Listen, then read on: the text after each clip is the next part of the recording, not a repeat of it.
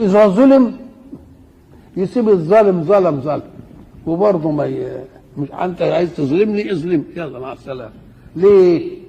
أم قال لك لأنه عارف أنه إذا ظلم من مخلوق تعصب له الخالق. انظر إلى أبنائك، إذا رأيت واحدا ظلم واحدا قلبك يكون مع من؟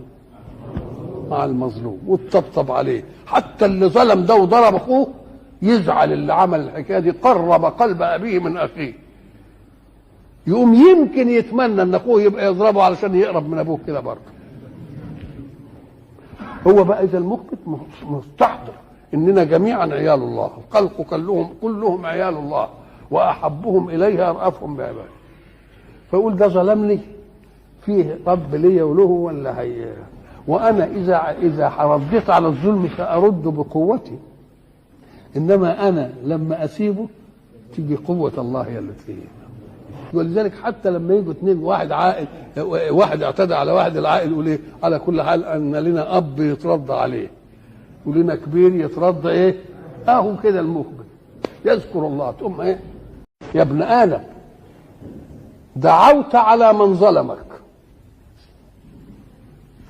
وده مباح لك تدعي، لا يحب الله الجهر بالسوء من القول الا من ايه؟ ظلم. اليك انت ادانا لك الفرصه دي، دعوت على ايه؟ من ظلمك، ودعا عليك من ظلمته، فإن شئت أجبناك وأجبنا عليك. ما شاء الله ما شاء الله، نجاوبك ونجاوبه هو راغب. وإن شئت أخرتكما للآخرة فيسعكما عفوي.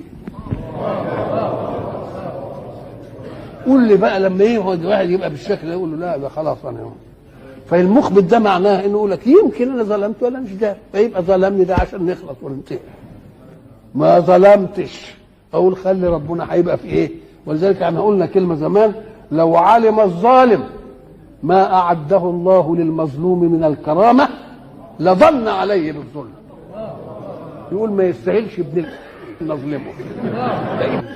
نظلمنا دي بقى انا خلي ربنا بجانب دي مش ممكن.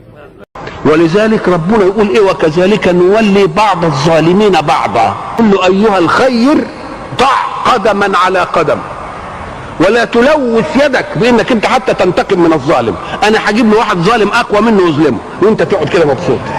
انا انزهك انك انت تعمل العمليه دي، ما خليكش تعملها ابدا. لو ان الذين ظلموا مكن منهم من ظلموهم ما صنعوا فيهم ما صنعه اخوانهم في بعضهم.